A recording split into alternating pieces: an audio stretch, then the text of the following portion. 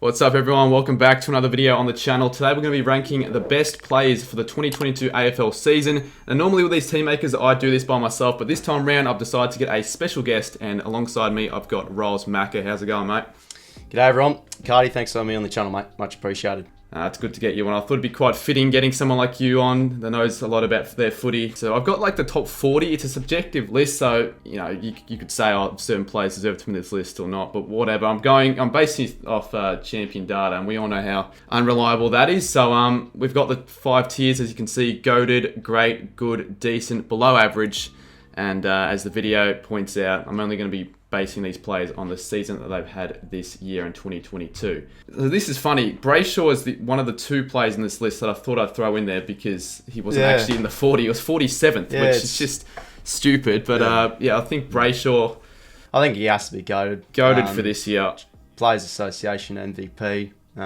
Don't know how he didn't make the starting side in the All-Australian. Absolutely awesome year. Best two-way runner. Midfielder in the competition, I reckon. Yep, I agree with that. I'll put him in goated. I'm not too sure how many players we'll have in goated. Maybe save for 3. That's it. I don't think we can have too many more. Yeah, we can always adjust things, yeah. Next up, we've got Bailey Dale. I'm not too sure if he's deserving of the top 40, but he's in the list. Yeah, I feel like he still had a really good season. Not probably from last year, but he's still one of the best kicks in the competition. All that stuff. I think he had I feel like good, in my opinion. Just a good year. Probably better than his standard years. Like, he's actually lifted his game as of late, but... You know, not as good as last year. If it was last year's season, it could almost be great, but I reckon good. Yeah, I'll go good. Now, Chad Warner is an interesting one. He's elevated his game remarkably this season. Yeah. Oh, jeez, it's just been insane. I mean, for a young player, I'd almost have him in great, but when we're comparing it to all the other players, I'm not too sure. It's a bit of a tricky one. Yeah, well, I might be a Swans fan. In my opinion, I think he goes in great. Top 10 in the Champions, Coaches Association votes. I think he's like top 3 ranked player for his age, like top 10 in score involvements. I think, in my opinion, he goes in great. I probably would have him in good, but you're a Swans fan, you know a lot more, and I didn't know he was top 10 in the votes as well. So you know what, we'll put him in great. I'm pretty sure he's top 10. Yeah, he's had a better year than Dale. All right, next up we've got Charlie Cameron. I'll probably put him in good. He's had a few games where he's been on, a few games where he's been off. He's still kicked 40, 45-ish goals, so he's been all right. Yeah, he's kicked 47 goals, I feel like. You could probably put him in great, but I just feel like a number of games he's just gone missing, and just gotten beaten quite convincingly. Yeah. I think good. I reckon behind Dale. Now Petrarca, I'll probably have to put him in great. Probably dropped off a little bit compared to the past couple of seasons. Like, he started off like a house on fire in the first few weeks, but dropped off a little bit. Yeah, last 5 or 6 weeks been brilliant too. So I think great. True, yeah. He's made the All-Australian improved as well, his game. So, I reckon you got to put him above Warner. This is going to be... Do we save these like top tier players to the end? Because with goated, we don't know if they're going to be... I feel like goated, he probably would be in there because he's a Brownlow favourite in my opinion. Brownlow he's the best inside midfielder in the competition. Yeah, good point. And I feel like he has to be in there. Goated tier. Well, I reckon, no, we'll put him in for now, but we might get rid of him if we find players that we deserve to be goated over him, but we'll see. Now, Cripps, this is a difficult one. Is he also on the goated, or is his sort of mid-season slump put him out of that goated tier? It's a tricky one. Because, like, after round 10, we all know how good he's been. Yeah, no, he's on and off a bit, but he's still a special player. I think he probably goes in great, in my opinion. Probably, would he go behind Warner? I reckon he goes with Petrarca and Morgan. Do you reckon Petrarca's had a better year than Cripps? Yeah, I'd say Cripps has had a better year, but I'll put him above. I'll put him above just because of the start of the year compared to like other years. But yeah, I can make a case for why Petrarca could be higher. Now, Jack Crisp is a bit of an interesting one as well. He was in the top 40. I mean, he puts up good numbers, but I think just good. Yeah, start of the year was awesome, but then just really drifted off, fell off the cliff a bit, so I feel like good. Kerno, he's won the Coleman, so he's got to at least be great. Yeah, great. Definitely. I think he's been better than Petrarca. He won the Coleman medal. I think probably ahead of Cripps too. So well, in terms of expectations, people did see Cripps having a good year. No one really saw Kerno having a year that he had this year, so I think great year he had. Definitely great. Now Parrish just hasn't been a season. Decent in my opinion. Had a lot of high disposal games. Of course, the Anzac Day clash, he was brilliant, but I think just decent. Yeah, I guess at the start of the year has been alright, but since his injury, he hasn't been too good. And you can make a case for being below average, honestly, compared to last year. Now Gawn, you've got to probably put him in great. very close to being put a GOAT. I think I still feel he's the best ruckman in the competition. Yeah, agreed. Around the ground is so good. So yeah, probably great. Ooh, I'll put him between Cripps and Petrarca. Now Dylan Moore, this is an interesting one. One of the most underrated players in the comp. Puts up really good numbers. Just is criminally underrated in my opinion.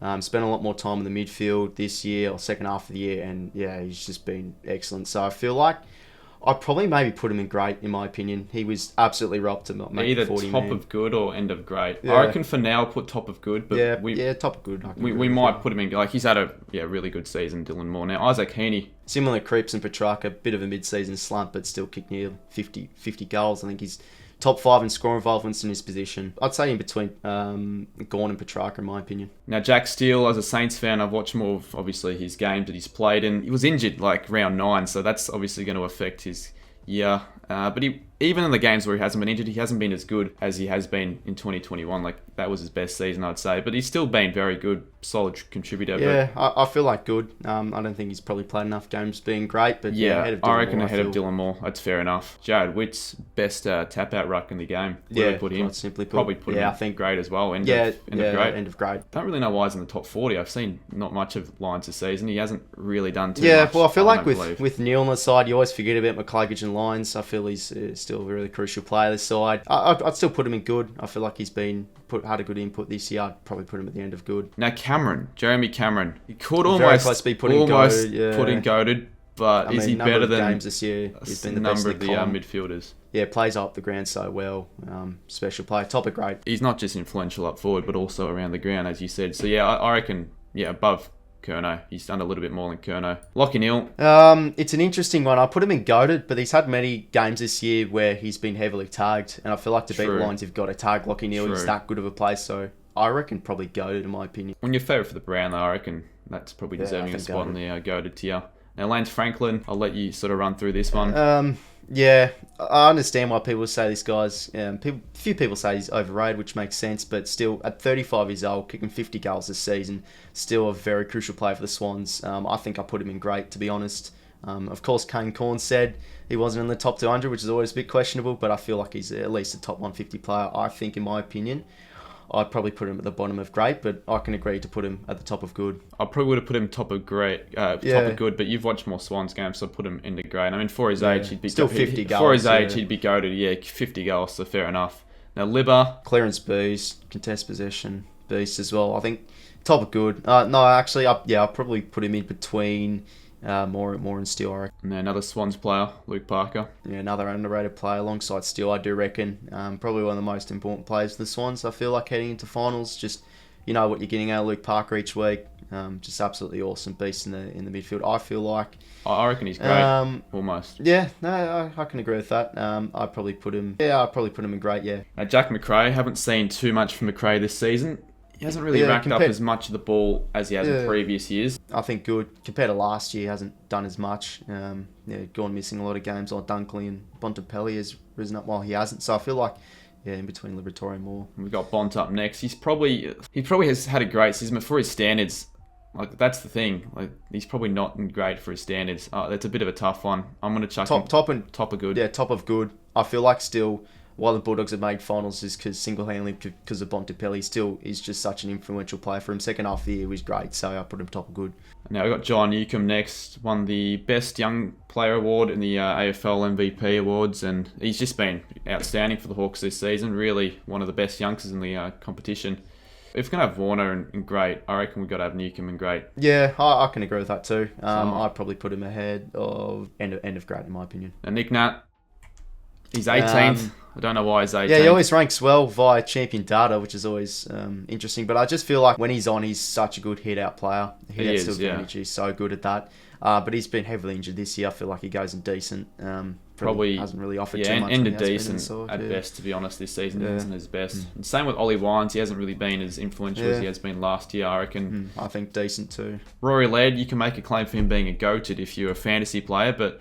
Probably not. Yeah, 100%. I don't know about goated. I'm going to probably put him above Cripps. Goated. Like he's been that much of a standout player for the Crows. Like he racks up the numbers, but I feel like compared to the other elite mids, his hurt factor is probably the lowest there. Just, True. Smacks on the boot. That's a good point. Clearance beast though, but I'll chuck him probably put him above Gorn. Now next up we've got Sam Taylor.